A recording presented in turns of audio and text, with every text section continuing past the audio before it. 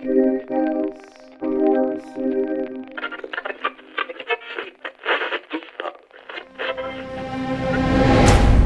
Drama, an oral experience. Season 1, Anthology.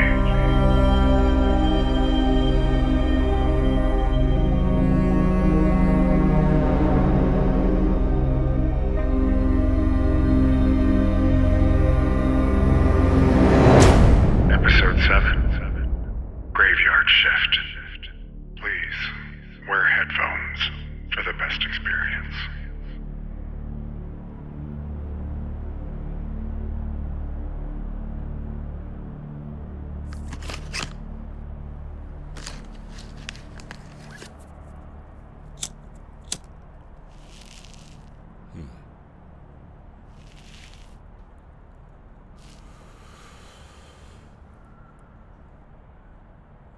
I didn't set out thinking I'm going to be a security guard when I grow up. But it's not a bad job. Stable work, nice benefits, and generally pretty reasonable hours. I enjoy the graveyard shift because it's quiet, and you can typically just watch Netflix and not deal with the daytime stuff. I had been working security for 10, maybe 11 years, primarily for the city, and I've typically been stationed at the front of offices or somewhere in the back monitoring screens, stuff like that. I had only run into actual problems 3 or 4 times. Typically someone trying to break in somewhere, a fist fight, but never anything like last night.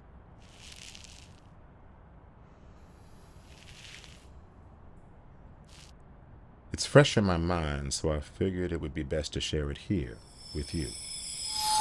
There's this overnight guy who typically works the bridge. Now, it's a little booth that seems like it's in the middle of nowhere. You have to drive down a hill in this path in the middle of a bit of forest land, over the tracks and down toward the water. There's a little red lighthouse that I've seen during the day. It's adorable. The only lighthouse in Manhattan, actually. I recommend going to check it out. But during the day. At night it's a different story.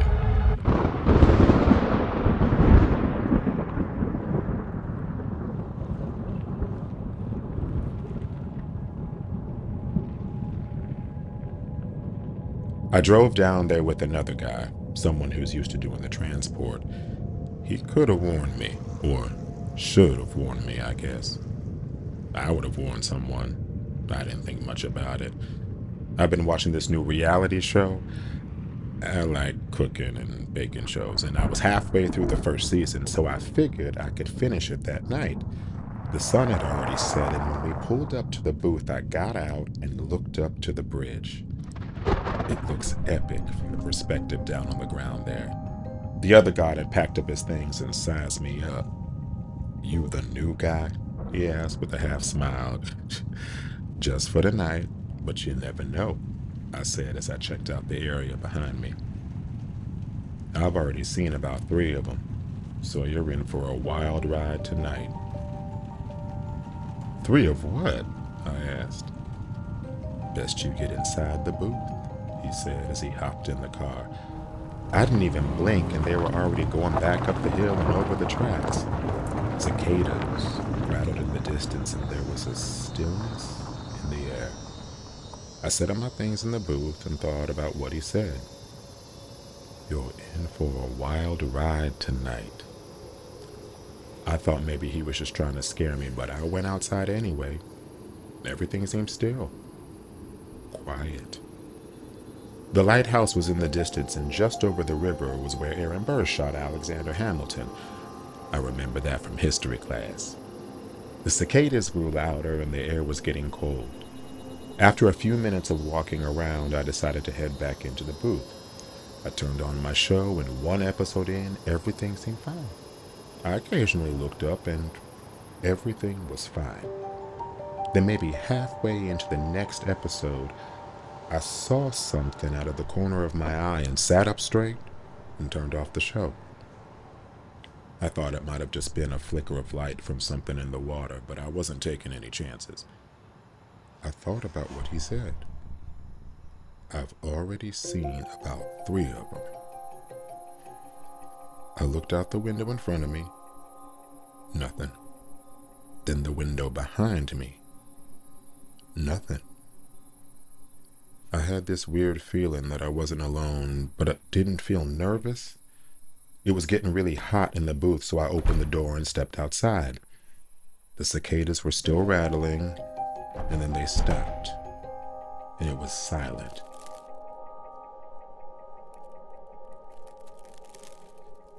In the distance, I heard some movement, but couldn't see anything. It might be an animal or something. Raccoons fumbling in the trash by the picnic tables, a possum, maybe even a skunk.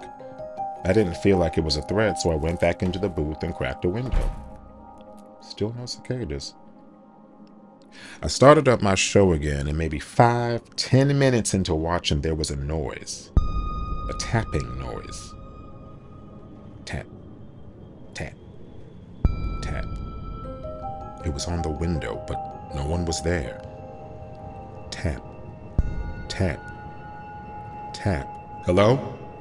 I asked. Nothing. That's when I got nervous. Maybe it's the wind. Nah, it can't be the wind. Tap, tap, tap. I looked up, stood up, moved around and did a 360. Nothing.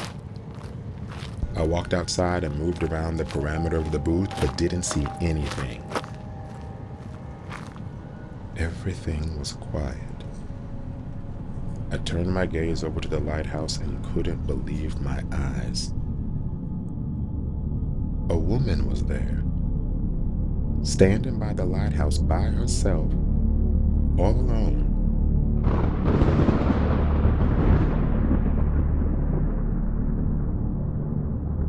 She was wearing a dark blue dress and it was flowing with the wind. I called out to her, "Ma'am, the park's closed." She didn't move. She was dark even under the light. I called louder, "Ma'am, the park is closed." I shined a flashlight on her and she turned around, held up one hand, and started walking up the path slowly. I watched her walk and turn to go up the hill. There was something about the way she walked, a heaviness, sadness.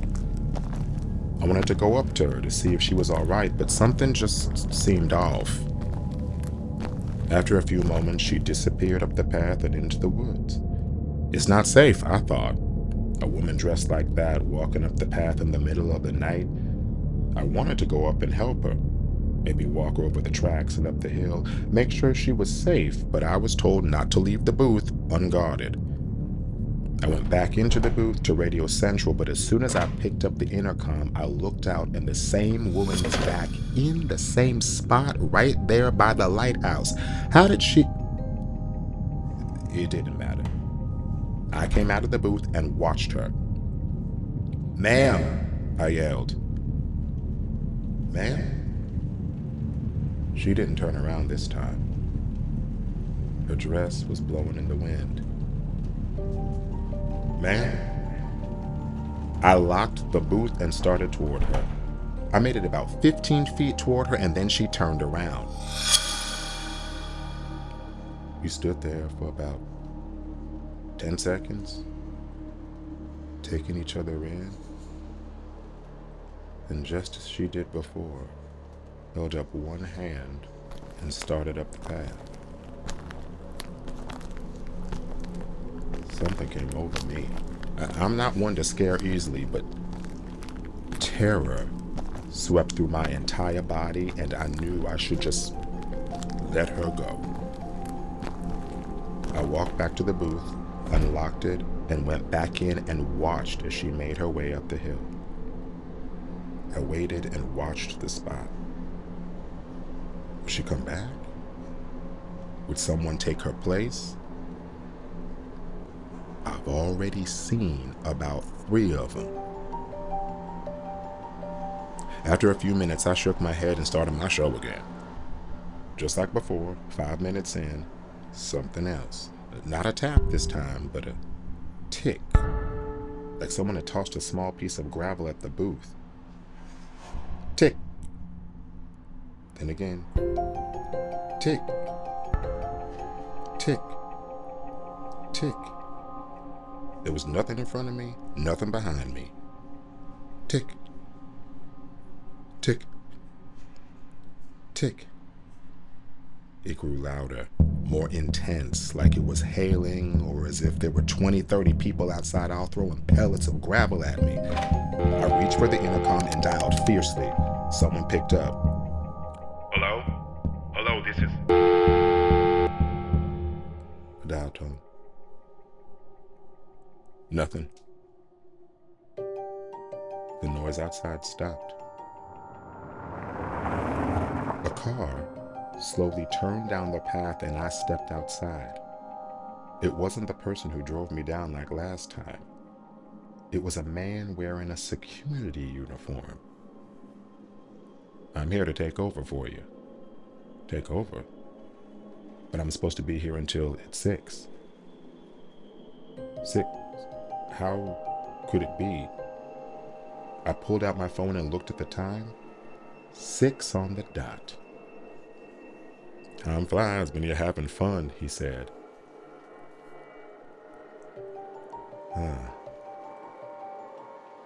I gathered my things from inside and I saw him staring at the lighthouse out of the corner of my eye.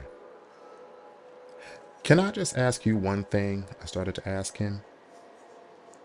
He turned around, held up one hand, just like the lady had done, and smiled. That'll be all, he said. Thank you for filling in. I got in the car, and the driver drove me up the hill. We went on the same path the lady had walked up. I didn't speak to the driver, but looked in the woods and down the tracks as we went over the little bridge. I had so many questions, but didn't feel comfortable asking any of them. I have even more questions today, and will surely have tomorrow. I'm back to sitting at a desk tonight, but wonder if tomorrow I might be asked to go back to that booth. Or maybe even sometime next week. They often rotate us in and out to the same places. If I get stationed there, do I decline the assignment or do I go back? And what if she's there again?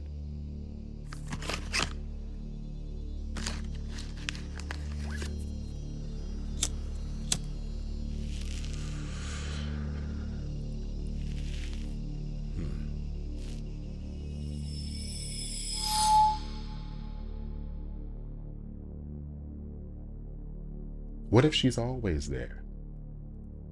Permanently trapped in a cycle of looking out over the river and going up the hill? What if we're all trapped in our own cycle? Just trying to make it up that hill.